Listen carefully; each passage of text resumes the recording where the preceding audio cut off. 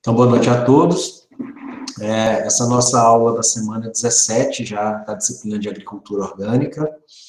Todo semestre, o Osmar já tem uns 4 semestres que participa comigo dessa aula. Ele sempre vem falar um pouquinho sobre fontes de financiamento. É o egresso nosso da terceira turma, assim como o Manuel. O Manuel deve entrar daqui a pouquinho, eu apresento ele também.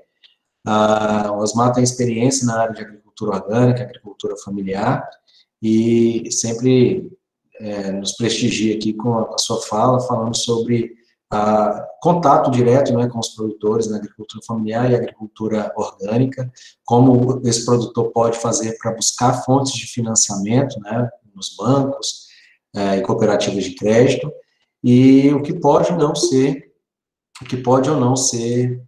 financiado pelos bancos, né? Pode ou não ser fornecido dinheiro pelos bancos para os produtores comprarem. Então, hoje é mais um bate-papo, né, para o Osmar mostrar um pouquinho da experiência dele, depois o Manuel também, um egresso nosso da mesma turma, da terceira turma, de 2011, né, 2011-2, que eles ingressaram. O Manuel já tem um mestrado também em irrigação, lá pelo campus de Ceres, do Instituto Federal, e também já foi professor nosso aqui de alguns cursos de extensão, um parceiro também. E agora está com um projeto, né, de empreendimento de produção orgânica aqui no município do Ené, já tem atendido, e a ideia é que ele fale um pouquinho mais tarde sobre a experiência dele como produtor, as dificuldades e os nichos de mercado para a gente como consultores, né, e como prestadores de serviços nessa área. Vamos começar então com o Osmar. Quero agradecer os alunos que estão aí da disciplina, né? Estendi o convite também para alguns alunos de outras turmas que estão sem aula nesse horário, e alguns egressos, já estou olhando aqui, tem a Samara, tem o Lucas Bragança, né? Tem alguns, Rafael Ribeiro, né, que são alguns dos nossos egressos, e o Wagner. Então, obrigado aí pela presença de vocês. Vou passar a palavra para o Osmar. Vou tirar a apresentação aqui, Osmar. E aí, se você quiser apresentar alguma coisa, ou quiser só ligar a câmera aí, fica à vontade, tá bom? Mais uma vez, eu agradeço pela disponibilidade de estar conosco hoje, falando com os meninos. E dessa vez eu acho que o certificado vai chegar, viu? Eu vou juntar o Manuel está entrando aí também. Rodrigo, só um momento para eu tentar compartilhar meu slide. Eu não conheço esse programa aqui ainda. Apresentar agora aqui embaixo.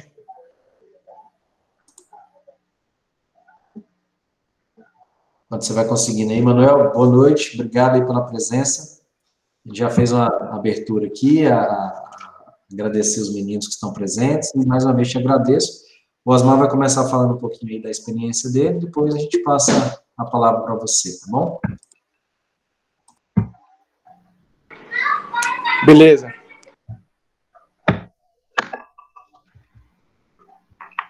Oi, Rodrigo, tá compartilhando? Tela? Sim, Osmar, apareceu aqui. Sim. Pessoal, boa noite. Obrigado mais uma vez, Rodrigo, pelo convite. Está apresentando o nome de Maiara aí. Eu tive de última hora aqui, tive que pegar um computador emprestado, porque meu computador tem um probleminha e eu tive que pegar emprestado. E mais uma vez, né, falar sobre um tema interessante, né, que é a importância dos extensionistas, né, que é o técnico que trabalha nessa área de agricultura familiar. Então, hoje o Manuel vai falar bem mais do que eu, né, para dar uma pincelada bem nessa parte de agricultura familiar. E é uma área de que eu já atuo desde 2015, atuo aqui em Goianésia, Corumbá, Niquelândia, então todo o vale aí, mais um pouco puxando para o norte, já estamos atuando, principalmente na parte de projetos, tá bom? Às vezes, quando a gente pensa em agricultura familiar, nós pensamos em baixa rentabilidade, né? E hoje o foco do meu trabalho, estar conversando com vocês aqui, é justamente falar sobre crédito. Então, tem esse paralelo, essas duas imagens aí, uma imagem de uma área muito surrada, um produtor que não tinha dinheiro para fazer investimento em pastagem, estava no pico da seca, e foi um estado assim, de calamidade que já estava com bovinos dele. Então ainda tinha mais uns 60 dias de seca para começar a ter uma chuva e molhar a pastagem. A imagem de baixo já é uma propriedade rural, aqui em Goianésia, Simar Cima e São Luís do Norte, é de baixo aqui em Goianésia, então já é um produtor de pico, onde ele trabalha com bovinos angus. E esses angus, né, além de ser um bovino de excelente porte, né, carne de excelente qualidade, são bovinos dóceis e a pastagem toda mombaça muito bem formada. Então, dá para ver, assim, quando o produtor ele tem acesso ao crédito, o que ele consegue fazer. Então, ele tem animais de melhor porte, consegue manter melhor a pastagem. Essa é a principal importância da agricultura familiar, da linha de crédito, né, para a agricultura familiar. Essa daí é uma imagem também de uma área seca lá em São Luís do Norte. E é triste ver, né, no pico da seca, os bovinos ainda estavam suportando com o resto das pastagens, porém, eles tinham mais um grande período de seca para frente. Então, aí onde que vem nós técnicos, né, orientar o produtor o que ele deve fazer para evitar a morte desses animais, evitar a perda, né? E o produtor tem que ter, né, uma cabeça aberta também, não é só colocar um bovinos no pasto, não é somente pensar que o gado vai sobreviver fácil, não. Isso aqui é uma rentabilidade dele, porque se a gente for pensar hoje o preço da carne, né, é bastante crítico pensar em perder animais. E o nosso foco aqui é estar atuando, falar quem são os agricultores familiares. Os agricultores familiares têm a lei de 2006 que rege quem são eles, que é a lei 11.326, onde, para quem já fez extensão rural, né, deve entender até melhor do que eu, em alguns sentidos, né, professora Lutânia, o empreendedor familiar rural que pratica atividades no meio rural. Ou seja, toda atividade dele, ou maior parte, tem que ser advinda do meio rural. Tá? E qualquer tamanho da propriedade rural? Não. Até 4 módulos fiscais. Aqui em Goianésia, um módulo fiscal é de 20 hectares. Tá? Então, aqui em Goianésia, para ser considerado agricultor familiar, ele deve ter de área até 80 hectares. Municípios como a Vila já é 35 módulos, então 140 hectares, Niquelândia 240 hectares, se não estou enganado. Então, cada município varia de acordo com a produtividade, né, de acordo com a economia daquele local. Então, aqui em Goianésia, né, nós somos uma cidade bastante rica, de certa forma, né, devido ao plantio de cana, e então é considerado aqui 20 hectares. Porém, essa tabela ela vem defasada. Tá? A mão de obra predominante da própria família, ou seja, para ser considerado agricultor familiar, eu posso ter um funcionário para um membro da família. Então, se sou eu e esposa, então eu posso ter no máximo 2 pessoas que trabalham para mim. Renda familiar vinculada ao próprio estabelecimento, ou seja, pode ter outros empregos? Pode, desde que esse outro emprego não sobrepõe o rendimento dele dentro da propriedade. Então, se ele trabalhar aqui na cidade e receber um salário mínimo, que hoje é R$ 45, ele tem que provar que por mês ele garante mais que R$ 1.045. Tá? Então, existem outras leis também, onde, para ser um agricultor familiar, ter todos os benefícios previstos pelo agricultor, então, o agricultor familiar, de que ele não pode ter pessoa jurídica, ele não pode ser funcionário público, e além do rendimento não ultrapassar, se não enganar, R$ 240 mil ao ano. Tá?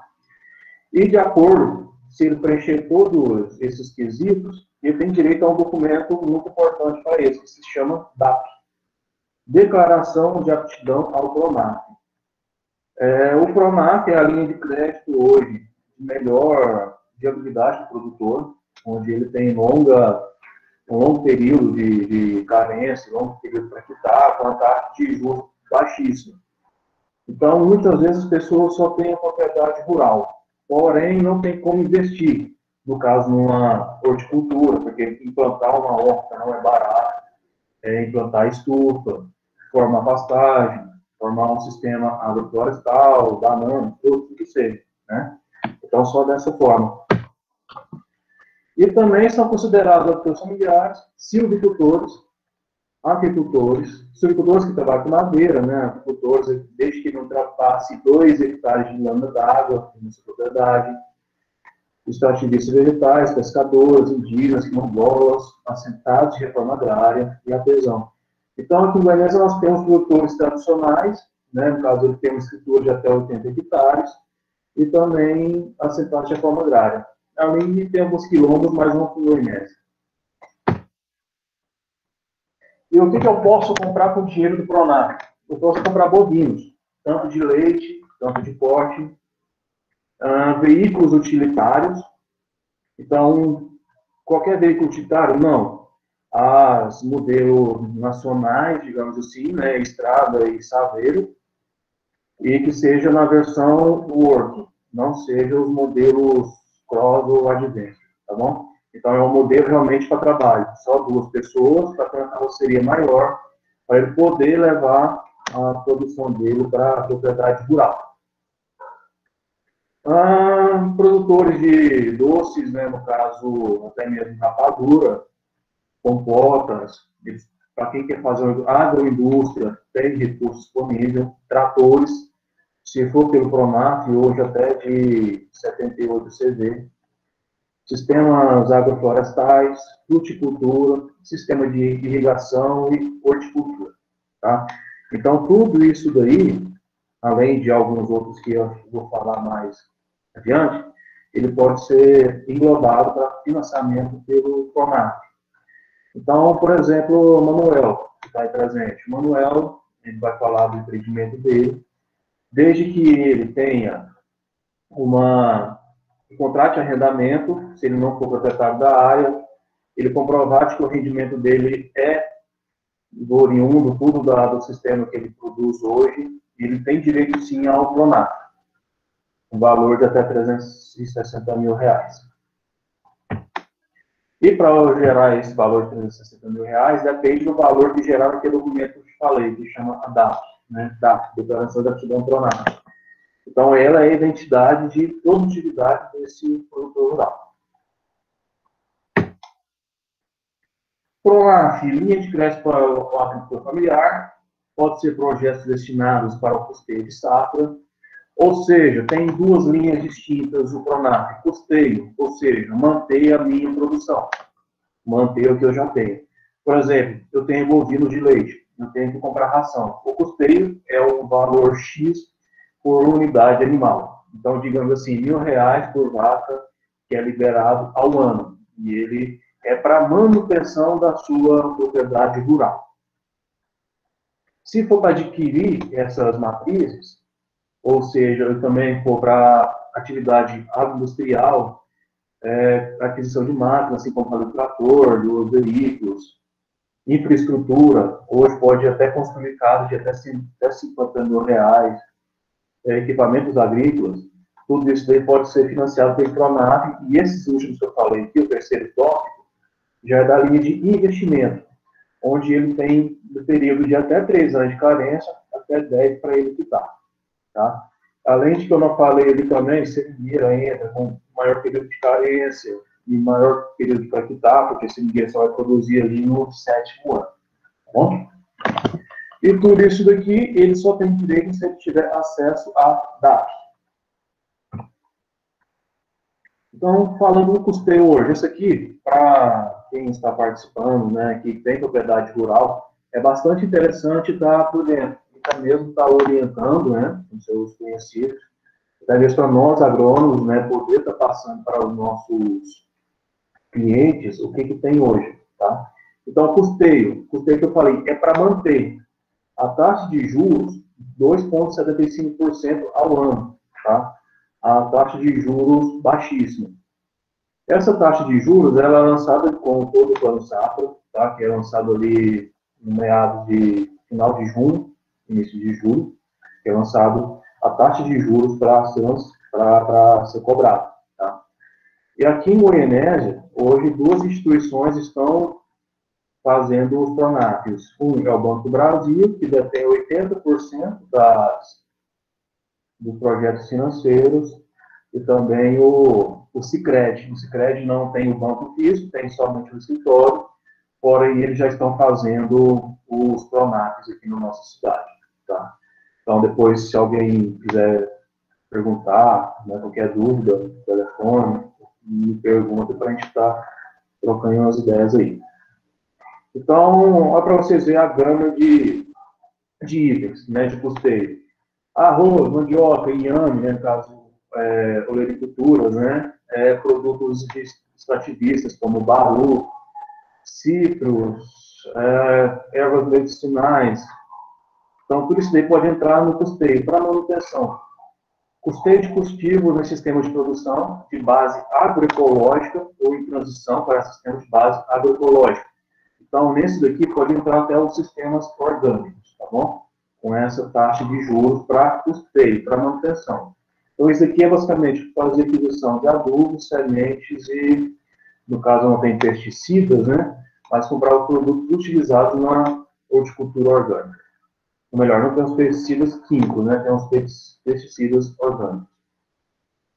Custeio de lavoura de milho, de até R$200 mil. Então, esse valor de até R$200 mil é de acordo com o tamanho da área. Então, milho, digamos que seria em torno de R$2.500 liberados por hectare. Tá? Custeio pecuário, destinado à apicultura, bovinocultura de leite e piscicultura. Esse daqui que eu falei é taxa de juros 2,75% ao ano. Esse daqui está mais ligado realmente ao produtor menor, porque o produtor que precisa ter o dinheiro sempre. Tá? Já 4% ao ano para custeio, né? Então, para uma taxa de juros um pouco maior. Então, para lavouras de milho, que ultrapassa R$200 mil, e para custeio de bovinocultura de corte, que cria e engorda. Mas por que leite e corte separado? Simples. O leite a gente colhe todos os dias, né? Todo dia faz a ordenha das vacas. Então, digamos assim, até 240 dias ao ano, 270, dependendo da propriedade. Agora, a bovinocultura de corte não. A bovinocultura de corte não é indicado, totalmente indicado, para a agricultura familiar. Por quê? O produtor pode ter dinheiro de 3 em 3 meses, ou então até em 18 em 18 meses, que é onde que vai fazer essas atividades. Recria e engorda para os bovinos chegar num patamar bom para corte. Tá? E tem outras informações também, né? De que até 3 anos para culturas como açafrão e palmeira, para custeio. Então, isso aqui depende muito do ciclo da planta, da atividade dele, tá bom? E, em paralelo com o custeio, já tem um investimento, onde 2,75% ao ano, como para a prática de sistemas conservacionistas, então eu preciso fazer uma curva de nível, eu preciso fazer correção do solo, 2,75% ao ano, tá? Com 3 anos de carência. No caso dos agricultores familiares que trabalham com horticultura, 2,75% ao ano para fazer a aquisição de estufa, tá? Isso estou falando para investimento, eu estou falando em cultivo protegido, né? Construção de silos, exploração extrativista ecologicamente sustentável. Então, para fazer, nesse caso, se for extração extrativista, for fazer cercado uma área para não entrar bovinos, não, então, até mesmo plantar mudas, pode ser feito um investimento para esse sistema meio que, como posso dizer, bastante, talvez, ecológico, tá?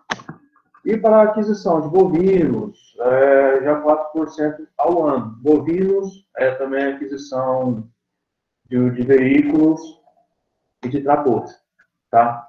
Então, hoje, para comprar caminhonetes e motocicleta, 1 ano de carência, 5 para quitar, e demais, assim como os bovinos, os que eu falei aqui, de 3 a 10 anos. Então, o número não é muito interessante ficar focando, né?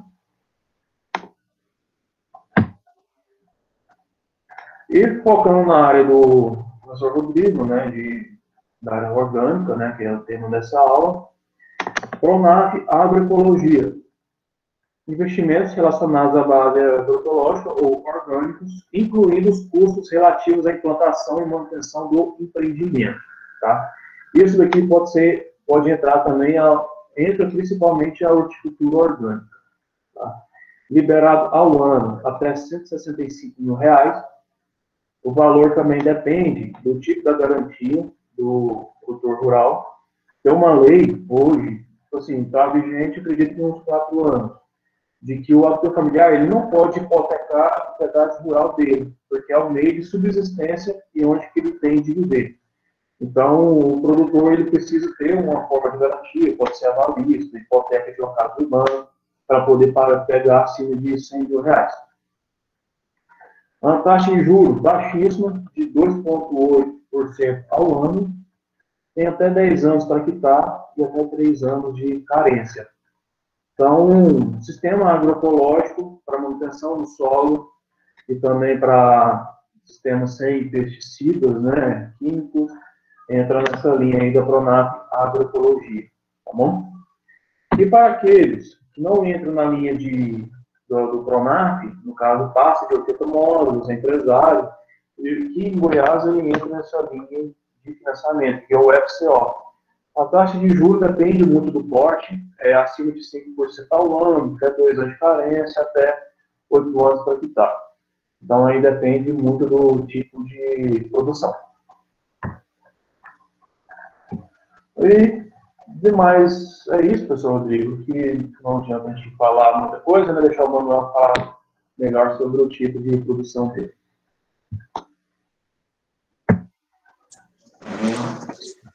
Obrigado, Osmar. É sempre bom ouvir as atualizações aí do tipo de produto que pode ser financiado, né? Uhum. A taxa de juros não muda, né? A taxa de juros é de acordo com a produção. Então, uma coisa até interessante de que para o custeio, como eu falei, esse ano liberou, se não estou enganado, 150 bilhões para o país e para investimento 30 milhões. Mas por que essa diferença do custeio, que é só para manter? Porque culturas como soja, milho, entram como custeio, que é para manutenção fazer aquisição de sementes e insumos e pagar a hora máquina, né?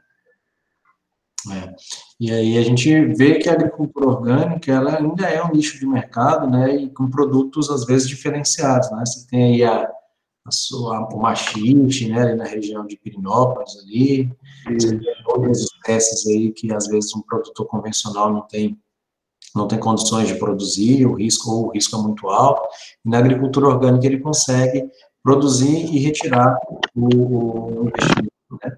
Então, é muito interessante aí quando você fala também das outras espécies, né, das outras possibilidades que esses produtores têm, né, da produção até da própria rapadura, né, cachaça, né, a gente sempre vê outros produtores com essas capacidades. Mas beleza, eu vou passar para o Manuel, para ele falar um pouquinho da experiência dele aí como produtor, fazer uma propaganda também da propriedade dele aí, falar onde é que é, e como que tem funcionado, Manuel, aí, a propriedade, né? O que é que você já tem conseguido produzir, o que tem ainda vindo de fora, como é que está esse trâmite de vocês, tá? Eu vou só interromper a transmissão.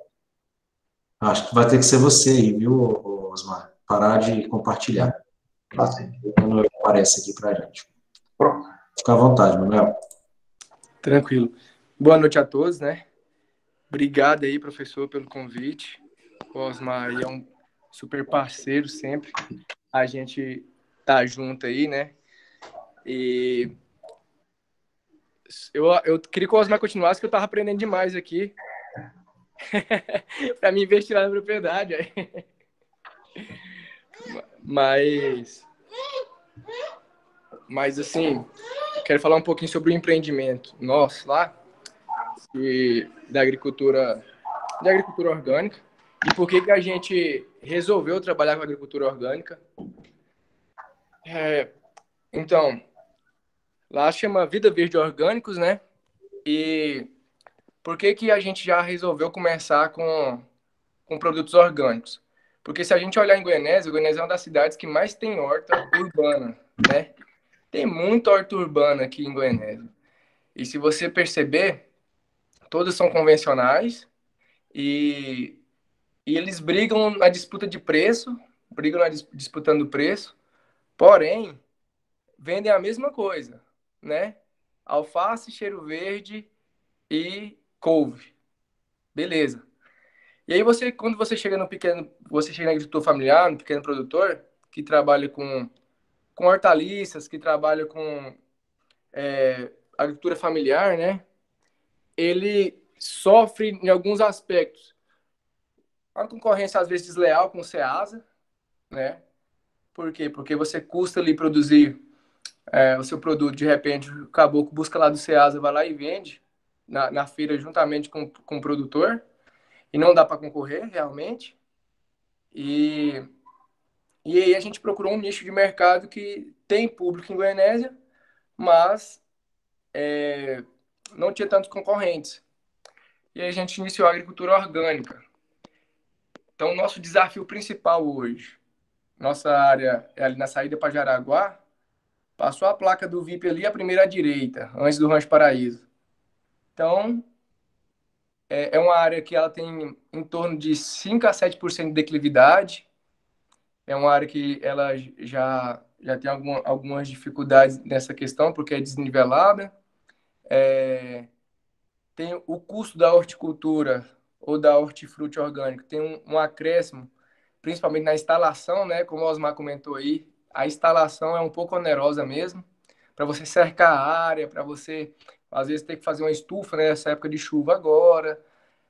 Então, o valor inicial bate muito, né, nas agriculturas, nas culturas anuais aí, e mais convencionais, como soja, milho, cana, fica muito mais elevado. Para vocês terem uma noção, a minha área lá é 2.200 metros quadrados. A área é super pequena, né? 0,2 hectares. E só para poder cercar a área foi R$ 2.000. E aí, para você plantar o hectare do milho, o Osmar falou que libera em torno de 2.500 por hectare, né, Osmar? Então, é uma situação que, assim, você gasta 2.000 para poder cercar uma área, você gasta para poder... vai colocar a bomba de irrigação. Como é que você vai fazer isso? Ela vai ser a diesel? Ela vai ser a energia? Você já trabalhou com energia para você poder puxar, né? Você já montou irrigação? Você tem esse investimento inicial? E se você não planejar, se você não tiver uma DAP em mão, se você não tiver um custeio já, um projeto, um agrônomo já responsável para poder fazer esse projeto no banco, você perde tempo, muito tempo, e cada mês que você perde aí, vamos dizer que é um escalonamento da sua cultura que você perde. Mas vamos para preço, né? Vamos para mercado. A dificuldade da agricultura orgânica hoje, para mim, Manuel, é basicamente insumos e mercado. Por quê? Vamos supor o seguinte: eu tenho minha área lá, é uma área pequena. Para mim poder comprar um adubo organomineral que é liberado aí pelo IBD, alguns insumos, alguns mistos de nutrientes aí que são liberados pelo IBD, o pessoal tem um volume maior para poder compensar o frete, senão não compensa o frete. Então, inicialmente, você já não vai começar comprando um adubo organomineral formulado. Por quê? Porque você ainda não tem nem público, né? Você ainda não tem nem público, você tem que desenvolver mercado. Então, o insumo e o mercado está vinculado no volume. E quando você está começando, a dificuldade é exatamente essa: desenvolver o mercado para gerar volume e a partir daí você conseguir adquirir insumos com frete mais rentável. E porque no caso da agricultura orgânica hoje, nós não temos uma cooperativa de agricultura orgânica em Goianésia ainda. Logo, em breve nós vamos ter. Nós não temos ainda apoio do governo, de certa forma, para poder incentivar a agricultura orgânica, né? Nós temos uma falta de acesso do produtor rural nesse mercado. Por quê? Porque eles não têm conhecimento suficiente para poder usar bem os defensivos, mas também não quer ter uma mão de obra muito agregada, né, que é muito mais trabalhoso, para poder aumentar o valor. Então, acaba usando erroneamente os defensivos e depois não consegue transicionar para a agricultura orgânica porque ele vê que o trabalho é bem maior, né? Então, o nosso trabalho hoje, basicamente, nós estamos trabalhando com mídias sociais para desenvolver mercado, com o público. Como é que a gente está selecionando? A gente está selecionando um público. Quem come produtos orgânicos hoje aqui em Goianésia, pelo nosso tempo de mercado hoje, são pessoas que fazem comida em casa, que geralmente são mães, né? Geralmente mulheres, 98,5%, quase 99% são mulheres, que são preocupados com a vida de alimentação mais saudável, segurança alimentar, introdução alimentar das crianças, que se preocupam mais com isso no início da introdução alimentar dos filhos. E então são pessoas que estão vinculadas mais a nutricionistas, que são mães, mulheres em torno dos seus 25 a 60 anos, né? Nosso público hoje é esse. Pronto, especificamos nosso público. E agora a gente está desenvolvendo o quê? Plataformas de divulgação para que as pessoas possam saber que tem alimentos orgânicos em Goianésia. Então, qual que é a dificuldade? Manuel, por que você não produz só alface orgânico? Vou vender para quem? Vou plantar lá 12 mil pés de alface no mês na minha área. Vou vender para quem? 12 mil pés de alface orgânico. Ah, para os mercados. O preço que o mercado paga não convém, porque o mercado se torna um atravessador fortíssimo e não convém. Vou entregar não, nos restaurantes, eles não vão pagar mais caro para poder ter um alimento orgânico, a não ser que eles estejam vinculados com nutricionistas, com pessoas que têm um público mais de alimentação saudável. Vou entregar no pessoal que faz sanduíche, né, nas hamburguerias, também eles preferem pagar mais barato para agregar mais valor no produto deles, porque o foco não é a salada, o foco é o hambúrguer. E aí começa a ter uma série de dificuldades, por quê? Porque você tem dificuldade de escoamento da sua produção, sendo que nós não entregamos para atravessadores, né? Atravessadores não, distribuidores, né? Para distribuidores. Por quê? Porque nós precisamos ter acesso direto ao consumidor, porque isso agrega valor ao nosso produto. Então, como eu comentei com o Rodrigo, hoje o foco do pequeno produtor deveria ser diminuir o número de envolvidos até chegar no consumidor final. Só que para concorrer com as feiras hoje é complicado, porque realmente o pessoal busca muito produto, né, do Nordeste, busca ali do Ceasa de Brasília, do Ceasa de Anápolis, e aí acaba minando a força do produtor. Então, se você pegar o pequeno produtor hoje, ele quer incentivo a poder produzir orgânico, mas quem vai ensinar eles hoje a produzir orgânico, né? Quem vai ajudar eles a desenvolver mercado hoje? Quem vai ajudar eles a distribuir esses produtos hoje? Qual que é o público que eles vão atingir? E aí, eu e minha esposa, nós dois como agrônomos, né? A gente falou assim, não, produzir, a gente consegue produzir. Mas e vender? E vender? E aí a gente começou a trabalhar a parte de produção e de vendas para poder desenvolver o mercado. Por que a gente não procurou ainda um financiamento, né, um crédito rural? Porque antes de desenvolver um mercado, é complicado você pegar até um crédito rural. Se você desenvolver um mercado e você tem público para poder incrementar sua produção, ideal. Agora você vai lá, pega um crédito rural, constrói uma estufa, você vai plantar o que lá dela? Sendo que você não sabe o que o seu público quer, né? Então, nós hoje, que eu fiz? O que eu, Manuel, fiz? Nós, no mês de... Nós preparamos, começamos a organizar as coisas, e aí eu entrei na Associação de Orgânicos do Estado de Goiás, na ADAL, né? Paguei uma consultoria do presidente da ADAL para ele poder vir, para poder nos explicar como é que era a questão o passo mesmo, certo, para a certificação, o passo da associação, como é que a gente poderia fazer. E, e ele foi muito claro e foi muito oportuno, né, essa questão, porque aqui em Goianésia, eu não conhecia ninguém que poderia me dar uma força na questão de produtor, né? Então, o que a gente fez? Falei, vou fazer o seguinte, eu vou buscar os fornecedores de Brasília e de Goiânia e do Rio Grande do Sul, vou trazer uma lista de produtos aqui para Goianésia, vou divulgar essa lista e, de acordo com os produtos que as pessoas forem tendo maior número de interesse, é esse que eu vou plantar. Então, o que a gente fez? Ah, Manuel, você chegou e plantou alface? Não, hoje a gente trabalha com a dificuldade é que a gente tem que ter o escalonamento contínuo e a gente não entrega, a gente vende mais alface higienizado, saladas, mix de alface, mix de folhas, do que a unidade. Você vai lá na feira, por exemplo, o cara vai vender lá 3 cabeças de alface por R$ 5, certo? A cabeça de alface orgânica aqui em Goiânia é R$ 5 a unidade. E a mesma cabeça que faz uma salada só porque ela está desfolhada, higienizada e empacotada com um selo de qualidade orgânico, é a mesma cabeça de alface, só que ela já está pronta para você consumir. Ela custa R$ 10. Entendeu? Qual que é a pegada que a gente tem visto hoje no pequeno agricultor? Se ele não agregar valor, o distribuidor vai agregar. Então, nós precisamos, como agrônomos e como pessoas que estão no empreendedorismo aí, a gente ter aí uma oportunidade de conhecer pessoas como o Osmar, que tem uma sacada de crédito, né, de financiamento, de custeio agrícola aí, que é interessante. Reunir grupos de pessoas que têm interesse na produção orgânica e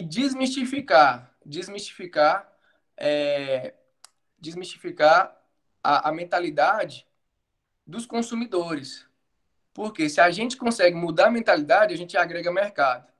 Se você perceber hoje, o nosso público hoje são doutores, né? São doutores, são, são doutores, são odontólogos, são professores, são nutricionistas, né? E alguns pacientes dos nutricionistas e pessoas que têm, todas elas, a maioria, tudo já com formação superior.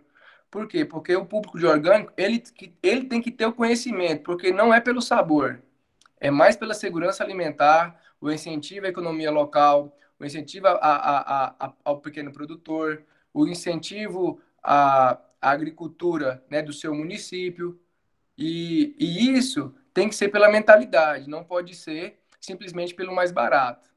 Se for pelo mais barato, a gente vai continuar dando assistência para os grandes, porque o pequeno não pode pagar muitas das vezes, e, e não vão saber agregar valor no produto. Então, o que eu faço? Eu agrego valor no produto. A pessoa quer, por exemplo, agora a gente está desenvolvendo parcerias. Por que eu estou desenvolvendo parceria? Porque para mim hoje o meu foco é desenvolver o município de Goianésia, desenvolvimento territorial. Então, como agrônomo, qual que vai ser a nossa importância da empresa? A gente vai desenvolver pessoas que têm interesse em produzir orgânicos, eu vou dar assistência para eles, e eles vão me vender os produtos deles, porque eu estou desenvolvendo mercado. Porque se eles for pegar e for começar a desenvolver mercado, vai ser mais difícil. Então, se eu, como agrônomo e como uma pessoa que já estou desenvolvendo mercado, eu comprar deles, eu não vou me tornar um atravessador. Por que eu não vou me tornar um atravessador? Por que eu vou ser um parceiro? Por causa do seguinte, as pessoas às vezes falam assim, ó, Manuel, o mercado paga R$ 1 no pé de alface para mim. E eu tenho que entregar para ele. Eu falo, não, é orgânico? Quanto que fica bom para você? Qual que é o valor do seu custo? Aí fala assim, rapaz, bom para mim seria R$ 3 no pé de alface. Eu falo, beleza. Porque o orgânico ele não tem preço, o orgânico tem valor. Então, se o seu pé de alface vale R$ 3, eu vou pagar R$ 3 nele. Se o seu frango caipira se alimenta de produtos orgânicos e não se alimenta de milho transgênico, eu consigo adequar ele na produção orgânica, eu consigo agregar valor nele. Quando que fica bom para você? Não, para mim fica bom R$ 50. Eu pago R$ 50 para você. Então eu sou um parceiro. Não sou um atravessador que vai comprar o frango caipira a 25 e eu vou vender por 50. Agora, pelo mercado, pela marca, pelo público, pela mídia, aí eu agrego valor de acordo com o potencial do meu público. E não eu tiro dinheiro do público que quer pagar pelo orgânico, não tiro dinheiro do produtor, que eu sei hoje o quanto custa para ele produzir. Então a nossa jogada hoje é basicamente essa. Por quê? Porque se você quer comer bem, você sabe da importância, você paga. Agora, por que você paga? Porque se você for para produzir em sistema orgânico, na primeira semana você desiste, porque é difícil. Primeira semana eu perdi 180 pés de couve. Formiga atacou ele, perdi 90. Plantei de novo, perdi os 90 de novo. Não podia aplicar nada. Ah, eu fui lá, comecei as caudas paliativas, né, a longo prazo, cauda bordalisa para matar o fungo, usei estratégia da torta de mamona, deixei mamona decantar, usei calda de pimenta, usei tudo, gergelim, usei tudo. O que foi mais eficiente foi a bioisca, porque ela é localizada e ajuda realmente a controlar. E aí, se você não trabalhar com equilíbrio, por isso que é difícil para o agricultor orgânico, porque tem que trabalhar com diversidade para não ter um dano econômico alto quando alguma praga, quando algum inseto se tornar praga. Ele tem outras saídas, ele tem uma rede para poder ter uma saída. Porque se ele for monocultivo, cara, infelizmente ele não subsiste no mercado de orgânico, se ele for monocultivo. Muito difícil mesmo. E é basicamente isso, professor, que a gente tem para passar. É você agregar valor no produto, desenvolver parceiros, buscar um crédito, né? Depois que você tiver o mercado desenvolvido e desenvolver a mentalidade do consumidor. Porque o produtor, quando você fala para ele que ele vai deixar de ganhar um para ganhar três, você já convenceu ele já. Então, hoje na área hoje de 2.200 metros quadrados, tem 18 culturas plantadas diferentes. Hortifruti, né? Tem 18 culturas plantadas. Ah, Manuel, como é que é? Você não pode pensar que o orgânico ele é a curto prazo. O orgânico ele é no mínimo a médio prazo. E é isso que eu queria falar para vocês. Valeu, Manuel, obrigado pela apresentação aí da propriedade.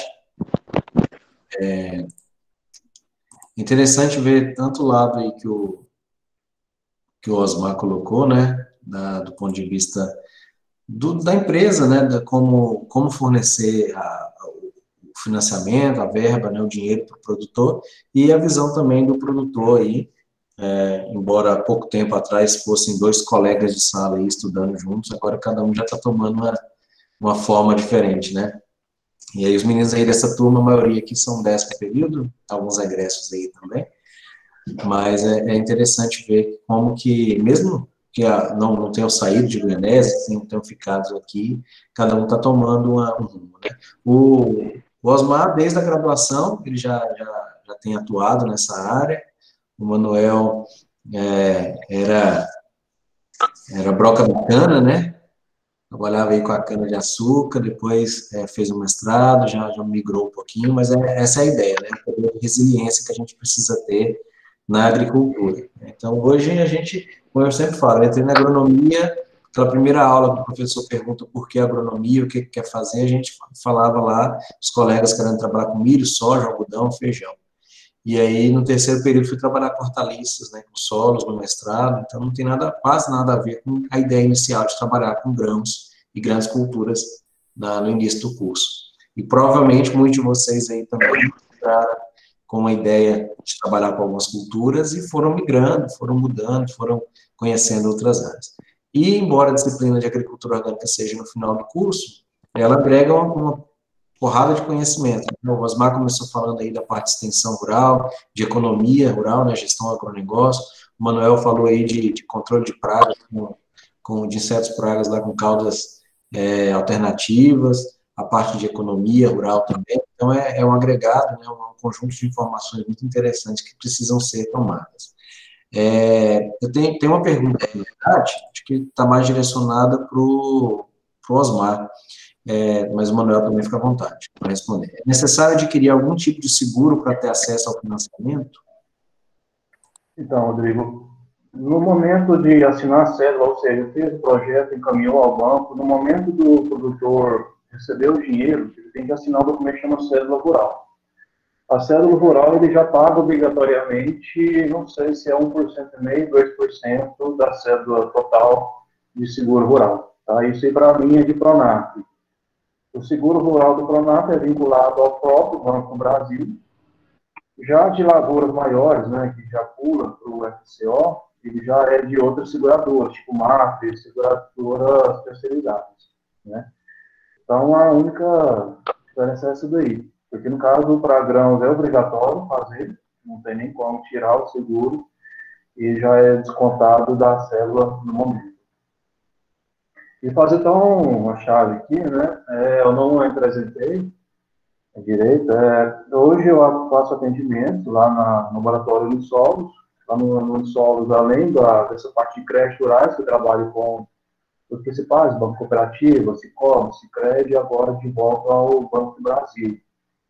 Então, também recomendação de análise de solo, que estou diretamente lá dentro do laboratório, estou trabalhando com isso, e também projetos ambientais. Então, hoje tem uma gama meio grande de serviços, né? Então, logicamente, a nossa área de agronomia é muito grande. Então, o Manuel começou com cana, hoje já está em hortaliça, né? Então, hoje tudo é meio que parceria. E, no caso, nessa minha parte, né, que eu apresentei aí de extensão rural, então já tive contato com culturas mais diversas, tipo machixe, que a gente não escuta falar aqui, abacate, até quando o professor Rodrigo esses dias comigo, numa reunião lá em Brasília. Então, é uma diversificação muito grande. Não tem como a gente agregar tudo, né? Então, minha parte-chave hoje é crédito e também recomendação. E consultoria, passagem. Beleza. Alguém tem mais alguma pergunta? Pode ficar à vontade aí, pessoal. Ligar o microfone, mandar aqui no chat, vamos sobre a fala dos meninos. Oi, boa noite. Boa noite, Rodrigo. Boa noite, Osmar. Boa noite, Manuel. Legal demais, cara, ver esses dois caras aqui falando pra gente, aqui ensinando bastante coisa. Uma satisfação muito grande, esses dois companheiros meus aqui de sala estão aqui hoje ensinando aqui pra mim. Muito legal, muito bom ver vocês dois aí com sucesso aí na profissão, né? Cada um com uma área diferente, cada um tocando o barco para um canto.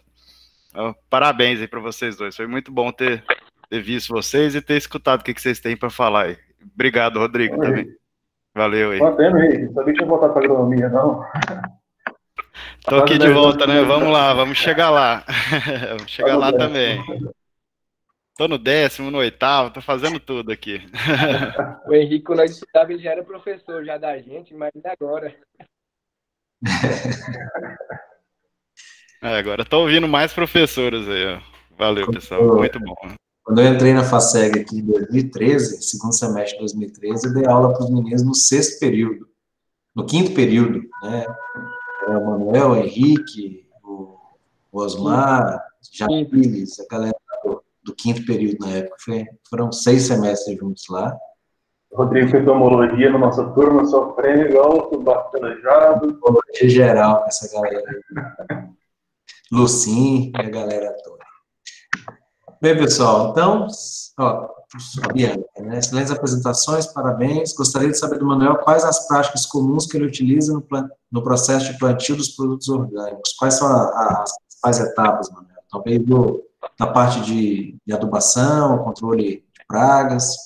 Quais são as principais que você pode destacar? As principais etapas do cultivo orgânico, a maior dificuldade que eu encontrei foi a questão da aquisição de muda, porque o pessoal geralmente traz de Nerópolis e eu não sabia se eu poderia utilizar as mudas já tratadas ou as sementes tratadas. E aí eu fiquei durante quase que um mês pesquisando o que eu poderia, e quando eu olhava na internet, a primeira etapa para poder saber qual que era o valor da semente, a semente orgânica, meu Deus, gente, não dá para pagar. Você vai pagar aí em cada 100 sementes de diversas culturas, R$50, R$40, é inviável. E aí, pela nossa legislação, a primeira coisa que a gente tem que saber quando a gente vai plantar orgânico é saber o que a gente pode fazer na legislação. e ela permite a gente utilizar mudas convencionais, sementes convencionais, tá? Então, a primeira coisa que você vai fazer, geralmente, é olhar a sua área, desenhar a sua área, saber o que você pode escalonar. Por quê? Vou dar um exemplo meu, o que eu fiz de errado a primeira vez. Preparei a área, deixei palhada no solo, levantei um canteiro, coloquei esterco, né? Fui lá e plantei um canteiro inteiro de alface. Só que o meu público ele consome 50 pés de alface por semana. E eu plantei um canteiro de alface só de uma vez. Então, qual que é o detalhe que a gente tem que perceber na agricultura orgânica? Primeiro passo, tem que fazer um preparo inicial, como se fosse fazer um plantio direto posteriormente, fazer um preparo inicial bem feito. Pode fazer bem feito, você pode usar todos os recursos convencionais, pode usar todos. Porque você só começa a entrar para a certificação depois da visita. Agora, se você já vai entrar buscando um público de agricultura orgânica em fase de certificação, o que eu te oriento a fazer? Primeiro passo, faz um preparo de solo bem feito. Escolhe mudas sadias, tá? Escolhe mudas saudáveis, porque você vai ter em torno de 20% de perda, é normal, vai ter perdas. Outra coisa, tem um sistema de irrigação eficiente, não deixa para montar depois, tá? Já conta com esse custo. E terceiro, não deixa faltar palhada no solo. É esterco e palhada, esterco e palhada, esterco e palhada, sempre. Por que é esterco e palhada? Porque ele vai sendo a longo prazo. E a partir daí, depois você colocou, escolheu a muda sadia, deixou esterco no solo e cobriu com palhada, a sua mão de obra com controle de plantas invasoras diminui, os nutrientes do solo vai criando matéria orgânica ali, vai liberando aos poucos, e enquanto isso te dá tempo para procurar fertilizantes e insumos alternativos para você colocar na sua região, tá bom? Então, palha tem em qualquer lugar, tá?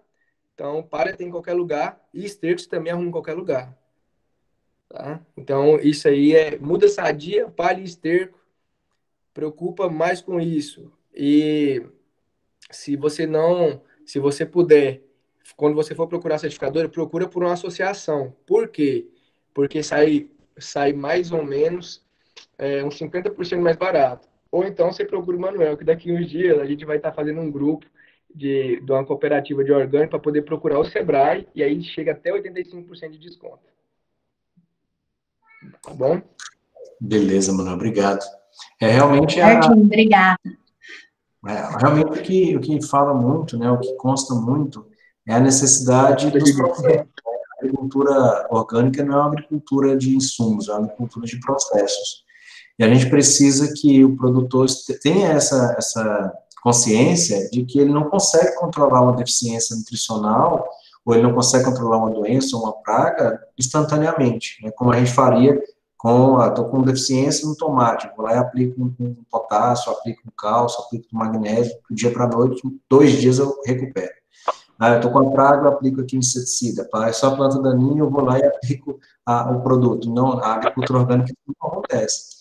Eu preciso ter uma agricultura de processos, né, que é lentamente, até conseguir fazer com que o meu solo, o meu ambiente fique de forma equilibrada. É isso que o Manuel falou, a biodiversidade, ela é mais importante aí do que a produção em si. E a longo prazo, né, médio e longo prazo. TCC do Manuel, fui orientador dessas duas criaturas aí, tanto o Manuel quanto o Osmar. TCC do Manuel, a gente avaliou a palhada, né, de cana-de-açúcar, a influência da retirada da palhada, a decomposição da palhada, e aí ele lá no trabalho dele criou cenários, né, a curto prazo, você tem um dinheiro para a produção você tira a palhada para a produção de energia, mas e a longo prazo, né? A decomposição dessa matéria orgânica seria interessante para mineralizar nutrientes para o solo. Então, a gente precisa pensar nisso, né? Tanto na cultura, no caso da cana-de-açúcar, quanto nas hortaliças ou frutíferas. Eu preciso pensar a curto prazo, a médio prazo e a longo prazo, qual vai ser o meu avanço, qual vai ser o meu prejuízo, problemas naquelas áreas, né? Interessante demais a fala de vocês. Se alguém tiver mais alguma pergunta, pode fazer, fica à vontade. Se não tiver, vou agradecer mais uma vez aí, então, a presença dos meninos, mesmo que virtualmente. Quero fazer uma visita lá, Manuel. Estou conseguindo, tentando tirar o atraso de umas atividades aqui que estão pegando aqui na faculdade, no doutorado, mas em breve quero fazer uma visita lá, conhecer a área de produção de vocês, aproximar mais, né, para a gente poder fazer as visitas técnicas, né, e auxiliar no que for necessário lá. A gente está à disposição aqui, o curso de agronomia. Do Osmar também, agora mais próximo ainda, lá no Unisolo, com o Joel. E agradecer a presença de vocês, dizer que a faculdade está aqui aberta, né? Acho que vocês já sabem disso, que uma vez aluno aqui, não é porque é egresso que as portas vão estar sempre abertas para vocês aqui, tá bom? Deixo com vocês aí, se quiser alguma consideração final. Eu agradeço, Rodrigo, mais uma vez pelo convite, né? E tentamos sempre estar atualizando, né, os conhecimentos, os valores, e próximos períodos à disposição. A turma, quem quiser conversar, né, pode me procurar na Unisolo, pode ligar lá, pedir para conversar comigo, e se não estiver lá, me passam no telefone, né? Depois, Rodrigo, qualquer coisa, passa meu contato aí. Qualquer dúvida que tiver, alguma sugestão. Tá bom? Obrigado. Anel? Agradecer, professor, pela oportunidade, sempre mesmo, sempre procuro o senhor aí para poder tirar algumas dúvidas, né, de agricultura orgânica também, desde quando começou. Dizer que o nosso Instagram lá, pessoal, @Vida Verde Orgânico, e toda vez você vai encontrar, às vezes, lá a hashtag orgânicos em Goianésia, né, orgânicos na cidade, alguma coisa assim. Estamos abertos para vocês conversar, para assistência técnica, para tirar dúvida, para visita, tá bom? É um ambiente aberto, bem amplo, é próximo da cidade, dá uns 300 metros ali do campestre, é bem pertinho. E dizer que para nós hoje, a gente está tendo que trabalhar de acordo com o que o mercado tem exigido, porque chega uma situação como essa pandemia, por exemplo, que, igual eu estava atuando como professor e, de repente, devido à ausência das aulas presenciais, tivemos que calçar outras alternativas. E você, como agrônomo, você tem um leque de várias coisas nas mãos que você pode fazer. Então, não se deixe parar pelo lugar que você está. Seja inovador, seja empreendedor e coloca aí que o Daniel, Elitânia, Rodrigo, Josiane colocou, te ensinou, porque é muito conteúdo para você colocar em prática. Um pouquinho que você coloca em prática, você já sai à frente de muitos. Tá? E muito obrigado mesmo, estamos à disposição sempre. Valeu, então, meninos. Obrigado aí, professor Elitânia, professor Jadson, estiveram aí online também há um tempinho. O Jadson já saiu, mas ele está firme aí. Os meninos da disciplina, os nossos egressos. E deixar o convite também para sábado. Sábado é o Dia Mundial do Solo, dia 5 de dezembro. Esse ano, trabalhando com Biologia do Solo. Nós vamos fazer um encontro aí com 3 egressos também, o Wagner, a Aline Arruda e o Thales, da primeira turma também.